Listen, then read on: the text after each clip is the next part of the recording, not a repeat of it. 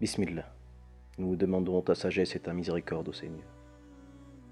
Nous connaissons tous cet adage qui dit « Je ne crois que ce que je vois ». Et il serait aussi judicieux de dire « Je ne vois que ce que je crois ». Car en effet, nos consciences ne sont menées dans cette vie, dans nos choix et dans nos élections, qu'à travers ce que nous croyons.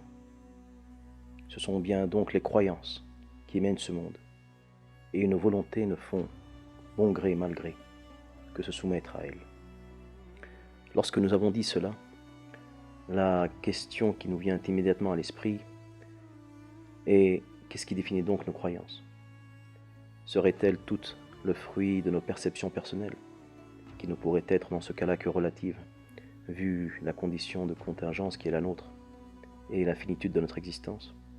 Ou alors sommes-nous déterminés dans celle-ci par l'environnement dans lequel nous apparaissons le jour de notre naissance et qui nous délègue un héritage conceptuel dont il est difficile de se défaire, voire impossible pour certains.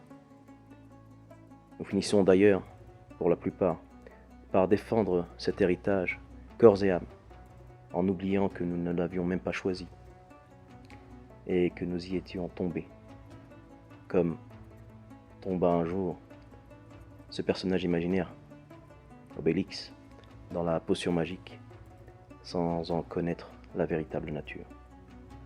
Ces potions, dont les recettes gardées jalousement par les sages de chaque peuple, représentent le secret de la force d'une tradition et de son énergie vitale, et d'où s'abreuvent les fervents tenants d'une nation, et les fidèles gardiens de l'intégrité et de la cohésion d'une civilisation, qui continuera d'exister tant qu'elle maintiendra la vision autour de laquelle s'unirent la première fois ses membres.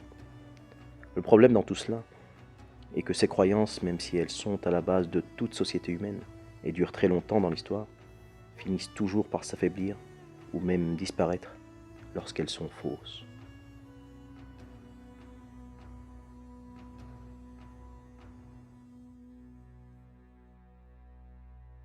Un très célèbre récit du prophète, que la paix soit sur lui, nous édifie totalement à ce propos, lorsqu'il dit « Tout nouveau-né vient au monde selon la fitra, ou nature primordiale de l'être.